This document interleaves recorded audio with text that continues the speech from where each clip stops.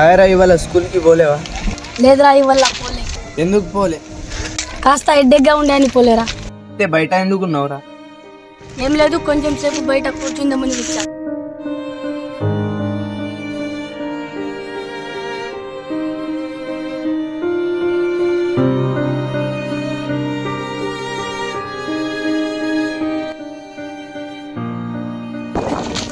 ఎప్పుడైనా గమనించావా?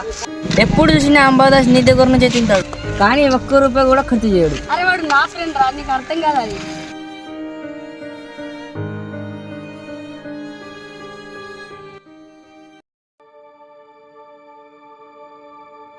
అరే ఇంకా ఎంతసేపు రా, స్కూల్కి టైం అవుతుంది, తొందరగా రా.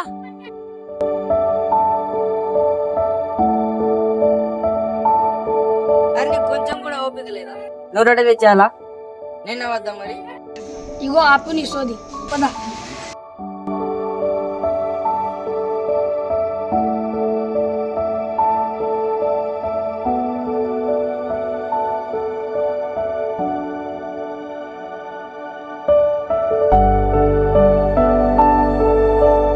అరే ఇంకా ఎంతసేపు రా, లేట్ అవుతుంది కదా. హారా ఇవాళ లేట్ అయింది. అవును, కానీ నీ హెడ్ఏక్ ఎలా ఉంది? హారా ఇక బెటరే. సరే రా, జాగ్రత్త మరి. సరేరా, ఈవినింగ్ కలుద్దాం, లేట్ అవుతుంది. సరే మరి, బాయ్.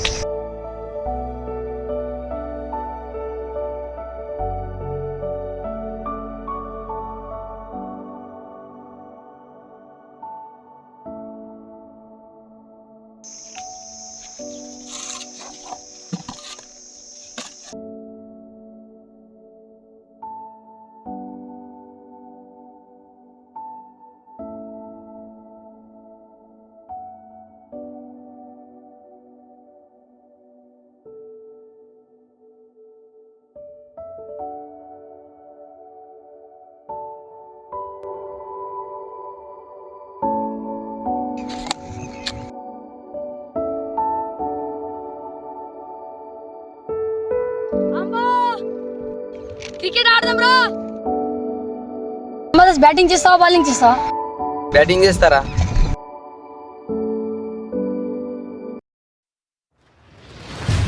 అరే నువ్వు పని చేసుకోరా, నీతో ఏం చేత కాదు.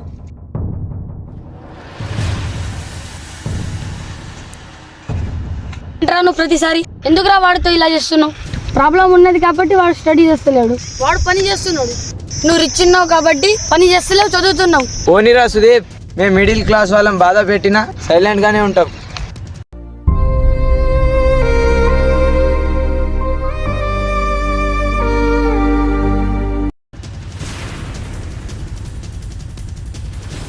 ఇంకోసారి వాడితో ఇలా చేస్తే మాతో ఉండకు.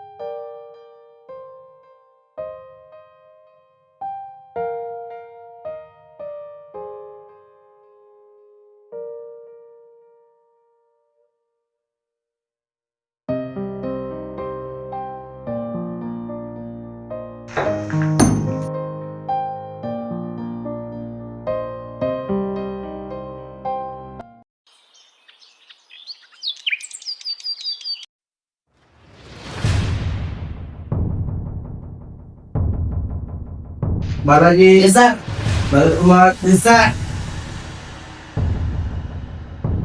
సుదీప్, అంబాదాస్ చాలా రోజుల నుంచి ఎందుకు వస్తున్నాడు? సార్ అంటే స్కూల్ కంటే పని ఎక్కువ ఇంపార్టెంట్ అనుకుంటున్నాను సార్.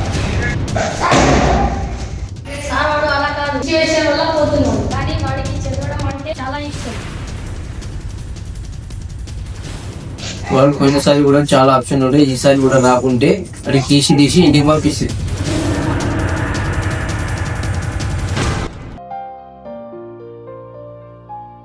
అన్నా, నాకు 3 రోజులది కైకిల్ కావాలి. ఇంట్లో పరిస్థితి బాగాలేదు, కొంచెం మనీ కావాలి.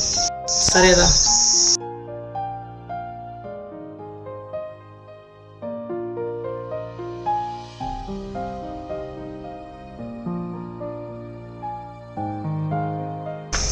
అరే నువ్వు చిన్న పిల్లడు రా, నీకు కష్టం కాలేదా? కష్టం అలవాటైందన్న. ఈ వయసులో చదువుకోవాలి కానీ పని చేయడం ఏంట్రా?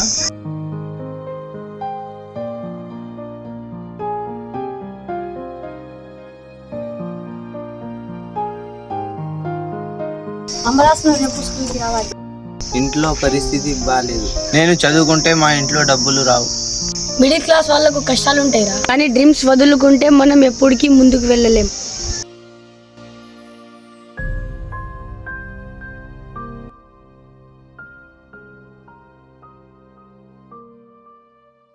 ఏమైందిరా ఇలా ఉన్నావు? ఏం లేదురా, ఇవాళ సండే అని అందరూ ఎంజాయ్ చేస్తున్నారు, కానీ నా దగ్గర 100 రూపాయలే ఉన్నాయిరా. 100 రూపాయలు ఉన్నది కదరా, నువ్వు కూడా ఎంజాయ్ చేసుకోవచ్చు కదా. అని వద్దురా, మనీ సంపాదించడానికి ఎలా కష్టపడాలో నాకు తెలుసు. 100 రూపాయలతోని ఇంట్లో కూరగాయలు తెస్తే అయిపోతుంది కదరా. ఏం కాదురా, ఒక్కరోజు ఖర్చు చేస్తే.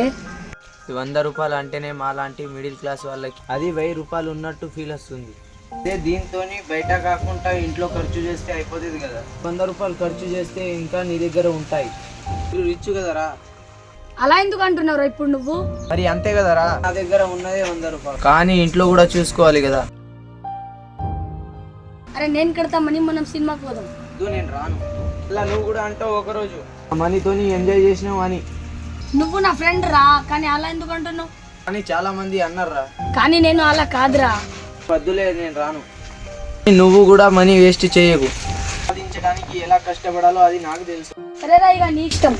రేపటి నుంచి నువ్వు స్కూల్కి రావాలి. అరే ఏంట్రా, మా ఇంట్లో ప్రాబ్లం ఉంది చెప్పినా కదా. ప్రాబ్లం అందరికీ ఉంటుంది. రేపు మీ ఇంట్లో వచ్చి మీ నాన్నకు అడుగుతా. అరే వద్దురా, నువ్వు రాకు. కావాలంటే నేనే మా నాన్నకు అడుగుతా. అడిగిన తర్వాత రేపు నీకు చెప్తా. సరేరా, వెళ్దామా మరి.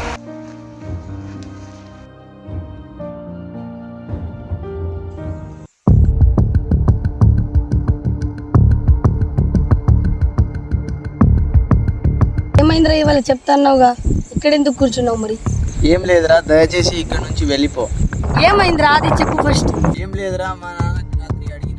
అయితే ఏమన్నాడు మరి? చెప్తా విను.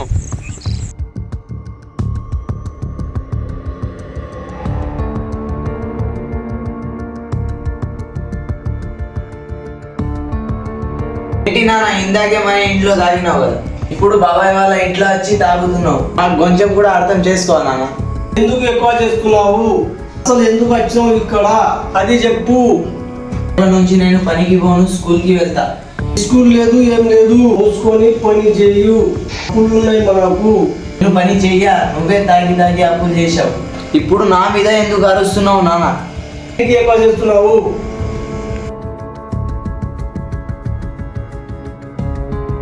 లేదురా, ఇది నీకు స్కూల్ కూడా పంపరా? నీకు తెలియదురా నా కష్టం గురించి. చెప్పురా, వింటా. అన్ని అప్పులు చేసిన మా నాన్నని. మా నాన్న చాలా తాగేవాడు.